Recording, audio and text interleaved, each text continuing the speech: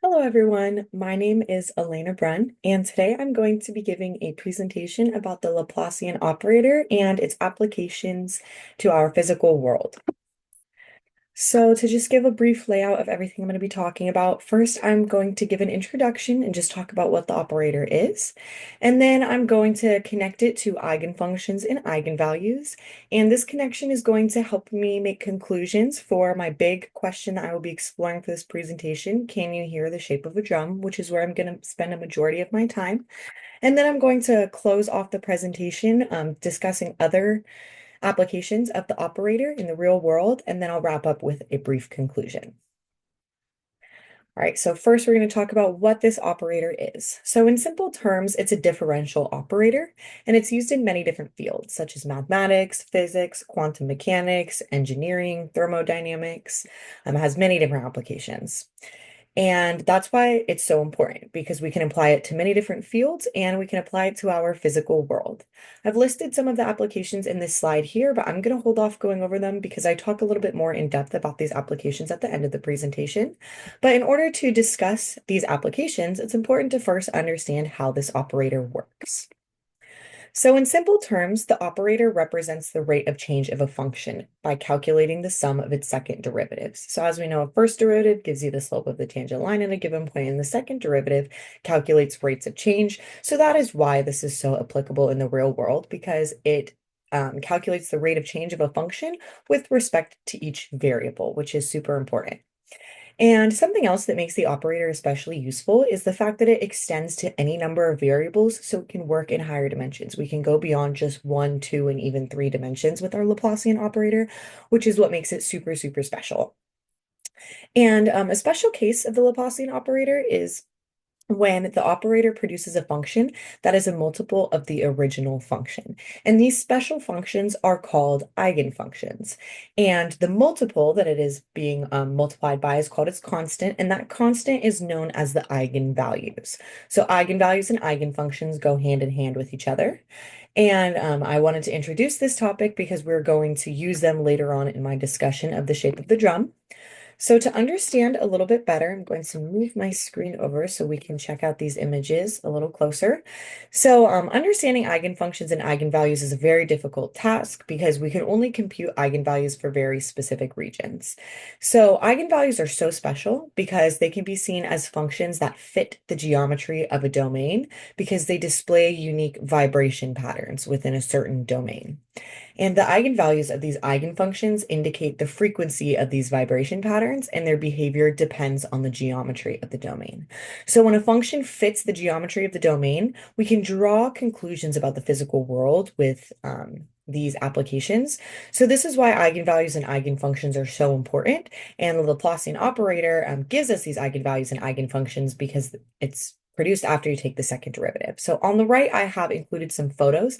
The top photo is a two-dimensional representation of different eigenfunctions and eigenvalues, and then the bottom photo is a one-dimensional representation of different eigenfunctions and eigenvalues. So now that we've kind of discussed why they're so important, we can address our big question, which is, can you hear the shape of a drum? So this question has been answered and explored by many different people, but it was first posed by Mark Kac in 1966.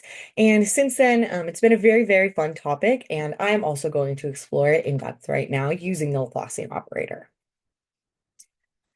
All right, so my question, can you hear the shape of a drum? It seems very simple, but the answer actually turns out to be much more complex than it sounds. However, as I discussed, we can use the Laplacian operator to help us explore this topic. So this is how.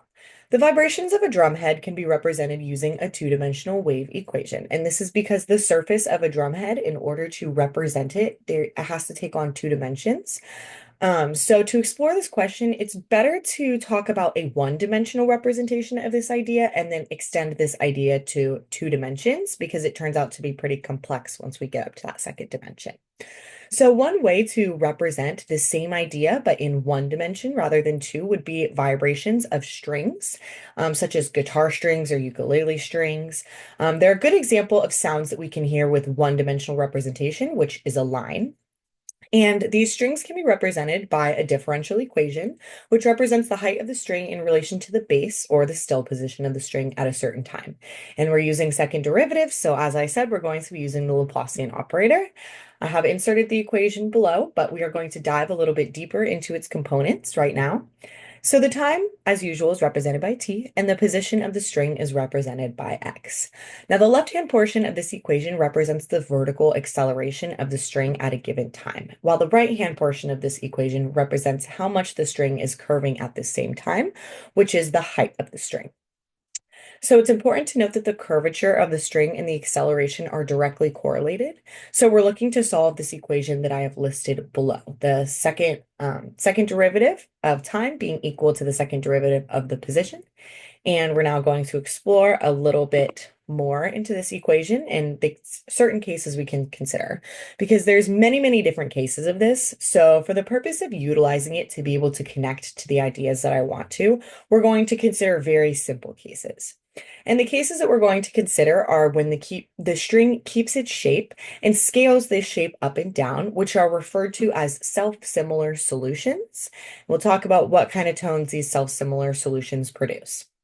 But in order for these self-similar solutions to happen, the acceleration must be proportional to the height, which means we're looking to satisfy the equation of when the second derivative is equal to a multiple of the original function, which hopefully this sounds familiar because as I just recently discussed, this is an eigenfunction problem. And then here in the equation that I have listed on this slide, the v is going to be our eigenvalue. So we're going to be looking at a example of how to represent this, and sine is a really good function to represent it. I'm going to dive deeper into that in a second and talk about the conditions needed to be satisfied for our guitar strings when we look at this photo. So the eigenfunction represents the initial position of the string.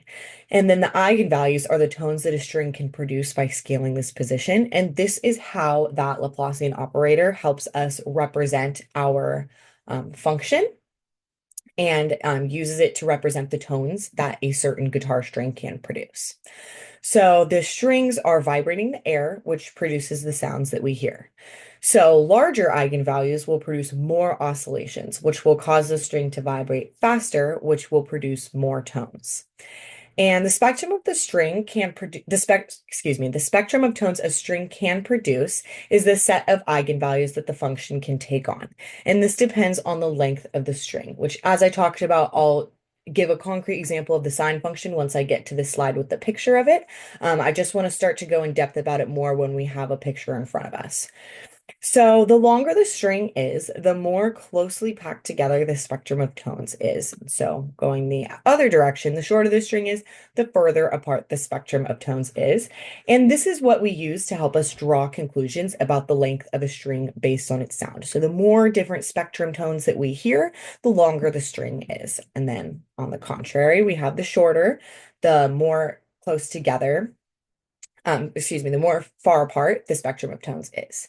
So this next graph is going to help us answer this question. So the sine function works really well with representing the guitar strings because it fits all of the properties that we need it to. One of those properties is that it starts and ends at 0. Because if you think about a guitar string, it is clamped down at the end. So we need to have two endpoints, which are 0, which is why the sine function works better than, let's say, an exponential function. We wouldn't be able to use an exponential function to represent our ideas here because exponential functions never take on the value of 0. So this is why the sine function is a good representation of what we need to satisfy. Now here I have included the graphs of sine pi x, sine 2 pi x, 3 pi x, and 4 pi x. Now here, the length of our string is pi. And I chose this example because it works out really nicely with our different eigenvalues. I want to note that when we take the second derivative of this function, we will have the functions that I have listed on the right here multiplied by our negative eigenvalue, because when we go back from cosine, which is the first derivative, back to do the second, it will end up with a negative in front of it. So this graph is not exactly scaled correctly because when I inputted it with the correct scale, it ended up giving me this really large graph that wasn't really easy to represent my ideas. So here, it's important to note that we're focusing on the number of oscillations. So this scaling isn't quite correct. However, if it were to be scaled correctly, it would still have the same number of oscillations, which is why I use this graph to represent my ideas, because that's what I'm aiming for. The scaling doesn't really matter. What really matters is the amount of bumps that we have, oscillations, which gives us the number of tones in the spectrum, which is exactly what we're looking for. So if you notice here, just as I discussed in the last slide, the greater the eigenvalue is, we go from 1 to 4 here, the more oscillations and the larger of a spectrum it is. So as you can see here, it increases as you go, and I put many more functions, but it ended up getting hard on the eyes, so I just stopped here at 4. But I just wanted to use this slide to kind of represent all of the ideas that I was talking about previously with the number of oscillations and how this eigenvalue affects this number of oscillations. All right, so now that we have explored this in one dimension, we want to apply these ideas to our original question. So everything that we've discussed so far has been in one dimension. Now we're going to just expand it to 2 dimensions. And it's going to work the exact same way, except this time we're going to have another variable. And this is because rather than a guitar string is just a string surface and a drum head is an entire surface. So we need to have 2 different variables that represent the position. This is why we need to move from 1 to 2 dimensions. So it's the exact same thing, except this time, if you notice in the equation that I've inserted on the side, we just have one more variable on the right where we need to take the second derivative of it. So same thing as before. Left-hand side is the vertical acceleration of the drum head. Right-hand side of the equation is the sum of how much the drum head is bending in both X and Y directions now that we have a multiple dimension surface. So similar to our one dimension representation, the acceleration is proportional to its height. Every solution needs to be self-similar, and hence we're dealing with eigenvalues and eigenfunctions, just like before. So I'm going to kind of glance through this. Because we've already talked about all this, but now we'll get to know why is it so much more complex if everything seems to just be copy and pasted from the first part to this part. Well, that's because it can take on more shapes than a guitar string. So for example, we have rectangles and triangles and circles. So this answer actually ends up being a little bit more complex. But we do know that for rectangular drums, we can represent the sounds as sine waves. And we also know how to find solutions for circular drums, certain triangles, special triangles like equilateral isosceles, 30, 60, 90s. However, outside of the short list of shapes that we can solve for, it proves to be an extremely difficult task to find these eigenvalues and eigenfunctions. And this is where a lot of people, while exploring this question, ran into certain problems. But it's important to note that we're not looking to find the eigenvalues and the eigenfunctions. We're wondering, can we know the shape of a drum if we already know these eigenvalues? Can we figure out the shape just by hearing the sound that it produces? So in the same way that we can calculate the length of a guitar string based on its spectrum, we can use the spectrum of tones of a drum head to figure out the area of a drum head.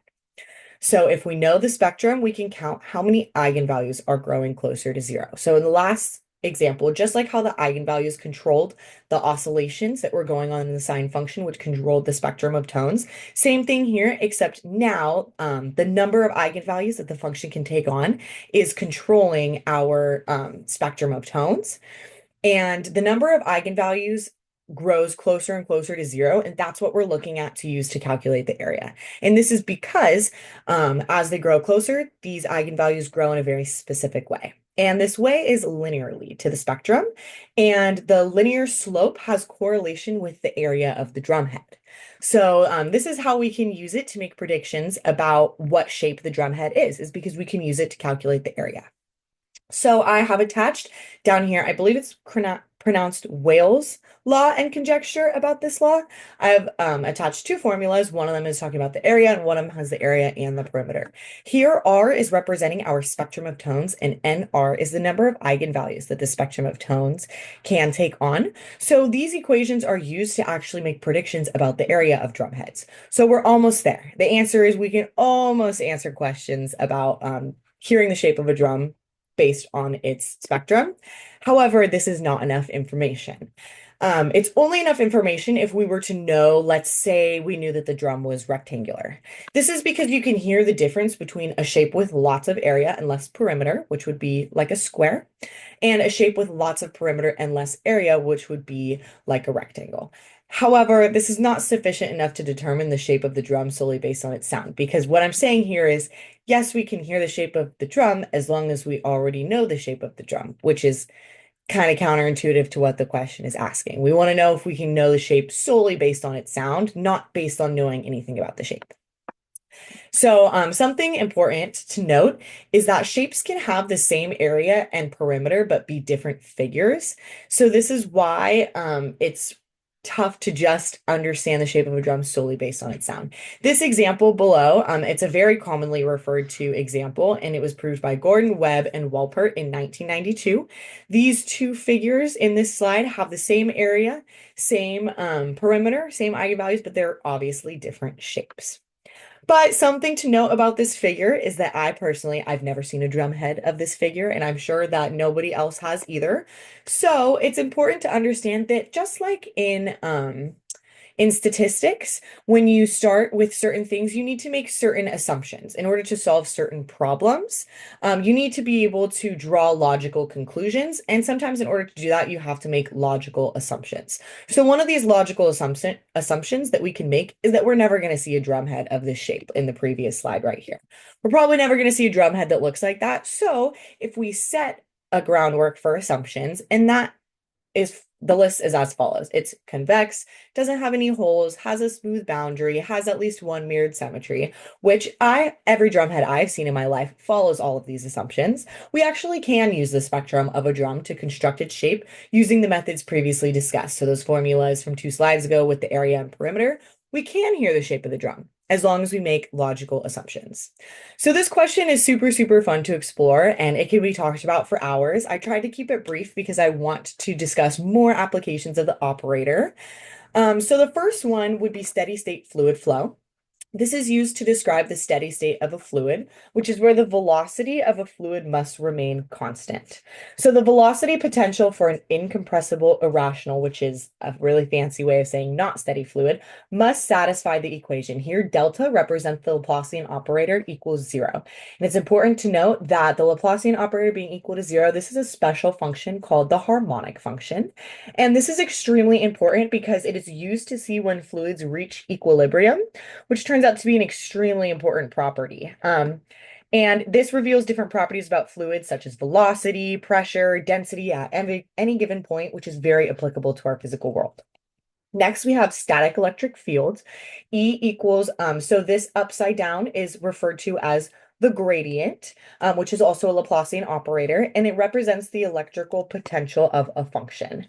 And this describes how an electrical field is spatially distributed due to stationary charges. So, information about the influence of electric charges is given for a specific region while using this formula. So it's very, very useful for, again, the physical world. Heat diffusion is another way that we can use the Laplacian operator. It's a huge fundamental equation in thermodynamics, engineering, and physics, and it's used to predict temperature distribution. Again, connections to our physical world. We have sound waves, which I just talked about, and then finally, quantum particles, so it's used a lot in quantum mechanics. It can be used to describe probability distribution, energy quantizations, and wave-like behavior, which again is extremely applicable to our physical world. So the Laplacian operator is super amazing for all these applications, and this is such a short list. The list goes on, but I don't want to talk for too long about all the different things because I could talk about it forever. So finally, to give a brief little conclusion, it's needless to say that the operator has many extremely fascinating properties. We can use it to solve real-world problems through a variety of physics applications, or we can use it to explore fun topics and fascinating questions, like can you hear the shape of a drum? It's super fascinating because we can use it as kind of like a playground to explore the effect of different eigenvalues and eigenfunctions and reveal fascinating properties about certain topics often taken for granted, such as sound waves and the shape of the guitar string or a drum. The operation is used in a variety of different fields, which, as I listed, includes mathematics, physics, engineering, computer science, thermodynamics, the list goes on. And the functions produce harmonic functions that represent stability and create a deeper understanding of the physical world. As someone who has a deep love for mathematics, I find this operation to be practical, exploratory, flexible, fascinating, and amusing. I'm extremely happy that I got to explore it for this presentation. So thank you very much for watching, and I hope you enjoyed. Here are my references.